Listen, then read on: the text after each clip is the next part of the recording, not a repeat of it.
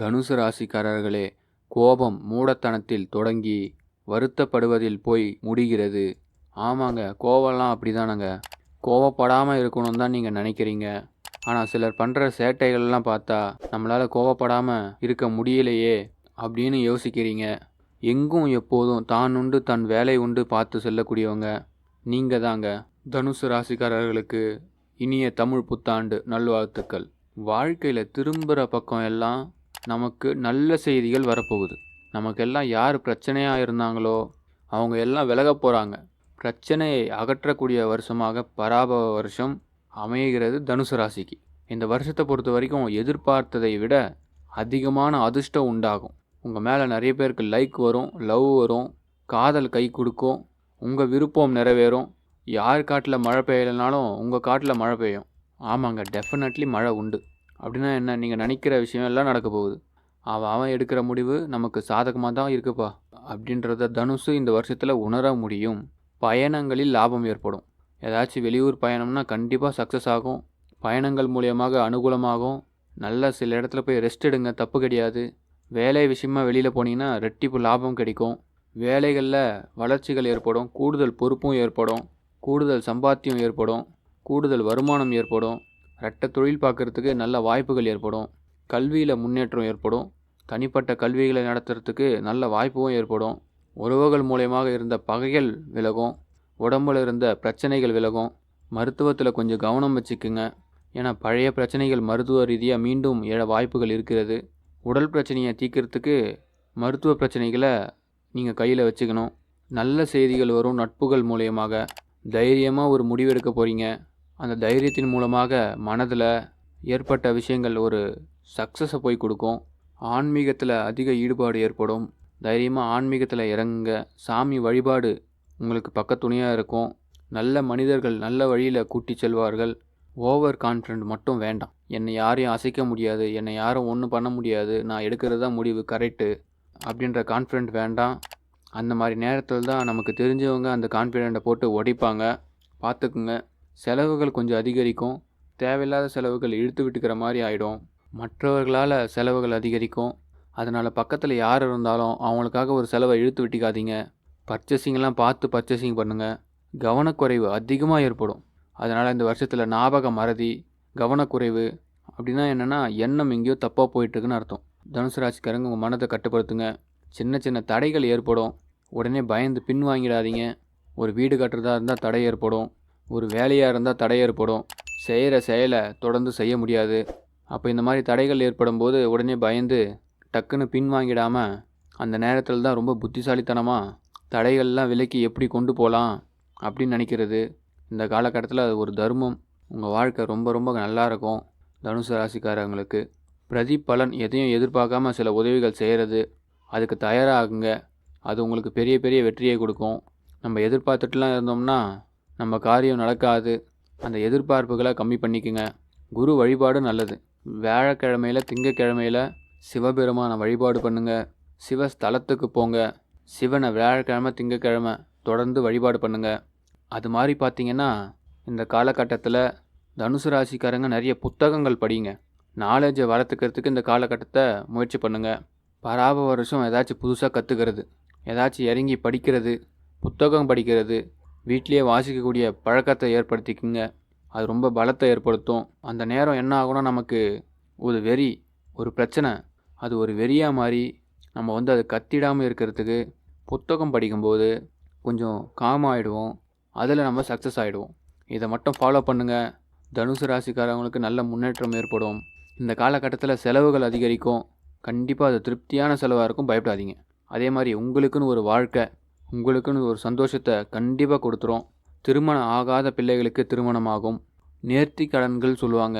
முடிஞ்சதுன்னா நேர்த்தி கடன் ஏதாச்சும் வச்சுருந்தீங்கன்னா அதை நிறைவேற்றிக்குங்க. அது உங்களுக்கு இந்த வருஷத்தில் கொஞ்சம் சக்ஸஸை உண்டாக்கும். பல வருஷமாக நிறைவேற்றாமல் இருந்தீங்கன்னா நேர்த்தி கடனை மட்டும் நிறைவேற்றிக்குங்க. பராப வருஷம் ஒரு சிறப்பான வருஷம். இந்த வருஷத்தில் எதிர்பார்க்கக்கூடிய நல்ல விஷயங்கள் அக்யூரேட்டாக உங்களுக்கு இன்னும் சொல்லப்போனால் ஜூன் மாதத்துலேருந்து கண்டிப்பாக கிடைக்கும்.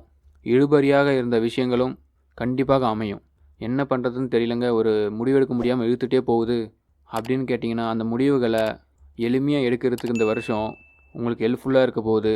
இந்த வருஷத்தை பொறுத்த வரைக்கும் எல்லாத்துலேயும் முன்னேற்றம் தான். மனசு ஆரோக்கியமாக இருக்கும். மனம் ஆரோக்கியமாக இருக்கிறதுக்கு ருத்ர ஜபம் பண்ணுறது நல்லது. சிவாலயத்தில் உங்கள் ஊரில் இருக்கக்கூடிய சிவன் கோயிலில் போய் ருத்ர ஜபம் பண்ணணும் அப்படின்னு சொல்லிட்டு அர்ச்சகர்கிட்ட சொல்லுங்கள். அதுவும் உங்கள் நட்சத்திரம் வர திங்கக்கிழமையாக பார்த்து. அது ரொம்ப விசேஷம். ருத்ர ஜபம் பண்ணி சாமிக்கு சிவபெருமானுக்கு அபிஷேகம் செய்து வழிபாடு செய்யுங்க. மிகப்பெரிய நல்ல பலனை கண்டிப்பாக பெற போகிறீங்க. வாழ்த்துக்கள். பராபவ வருஷம் நிச்சயமாக நல்ல முன்னேற்றத்தை தனுசுக்கு கொடுக்க போகுது. நீங்கள் இந்த ராசியில் பிறந்தது ஒரு பெரிய பலன். உங்களுடைய ராசிநாதனே உங்களை காப்பாற்றுவார். அதை முதல்ல தெரிஞ்சுக்கங்க. உங்கள் ராசிநாதனே உங்களை காப்பாற்ற போகிறார்.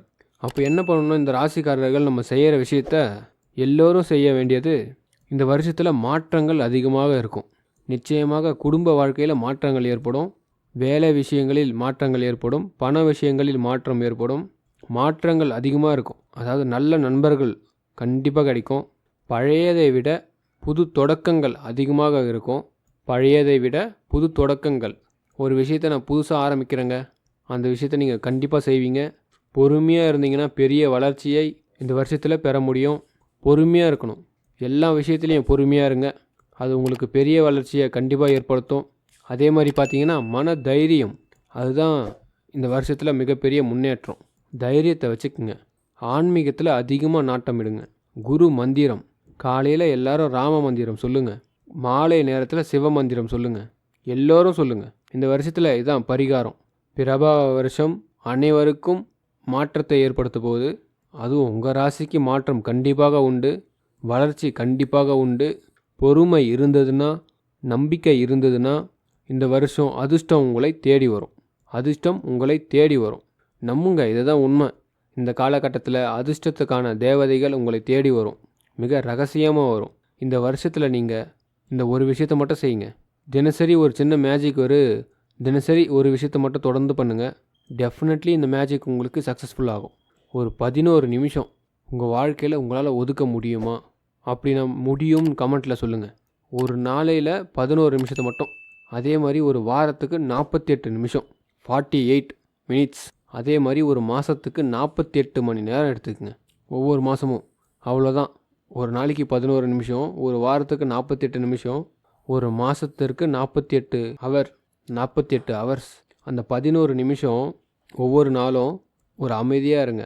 ஏதாச்சும் ஒரு இடத்துல குளிர்ந்த இடம், கட்டாயமாக ஒரு இடத்துல ஃபிக்ஸ் பண்ணிட்டுலாம் உட்காந்துட்டிங்கன்னா அது பிடிச்சதாக இருக்காது. அந்த இடத்துல ஒளி இருக்கவே கூடாது. கண்ணு திறந்து பார்த்தீங்கன்னா வெளிச்சம் வெளியில் தெரியும்.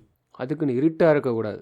நம்மளுடைய ஒளி எப்படி இருக்கணும்? அந்த கண் எரிச்சல் அளவு இல்லாமல் 11 நிமிஷம் அமைதியாக ஒவ்வொரு நாளும் 11 நிமிஷத்தை எடுத்துக்கங்க. உங்கள் மனசை அப்படியே கட்டுப்படுத்துங்க. அடுத்த நாளைக்கு அந்த மனசு ஏங்கணும். இது அப்படியே தொடர ஒரு 10-15 நாள்லேயே உங்களுக்கு ஒரு முன்னேற்றம் தெரியும். அப்புறமா இந்த வாரம் 48 நிமிஷத்தை கொண்டு வாங்க. அதில் ஒரு வாரத்தில் ஒரு நாள், எந்த நாள் வேணால் எடுத்துக்கங்க. இந்த 48 நிமிஷம் ஏதாச்சும் ஒரே ஒரு விஷயத்தை மட்டும் சிந்திக்கணும். ஏதாச்சும் ஒரு விஷயம். இடம் மாறணும், பணம் வரணும்னா பணம் வரணும். எதை பற்றியும் திங்க் பண்ணக்கூடாது. இந்த 48 நிமிஷம் மாதம் 48 மணி நேரம், அதாவது 2 நாள் உங்கள் லைஃப்பில் எல்லா விஷயத்தையும் இப்படி தூக்கி வச்சுட்டு ஒரு 2 நாள் மட்டும் இந்த 48 நிமிஷம் யோசிச்சிங்கல்ல. இந்த 11 நிமிஷம் காமாக இருந்ததை 48 நிமிஷம் யோசிச்சிங்கல்ல. அந்த 48 நிமிஷம் யோசிச்சதை அந்த 2 நாள் அதுக்கான பயிற்சி எடுங்க, அதுக்கான முயற்சியை எடுங்க. கண்டிப்பாக வளர்ச்சி உண்டு. இந்த தத்துவத்தை மட்டும் தெரிஞ்சுக்குங்க. இந்த வருஷம் உங்கள் வாழ்க்கையில் எல்லா விஷயமும் சக்ஸஸ் ஆக போகுது. உங்களுக்கான கணக்கு இதுதான். இந்த காலக்கணக்கை தெரிஞ்சுக்கிட்டிங்கன்னா நிச்சயம் வெற்றி உண்டாகும். வாழ்த்துக்கள். நல்லதே நடக்கும். மறக்காமல் சேனலை சப்ஸ்கிரைப் பண்ணுங்கள். கமெண்ட்டில் உங்களுடைய நட்சத்திரத்தை கமெண்ட்டில் சொல்லுங்கள். நன்றி.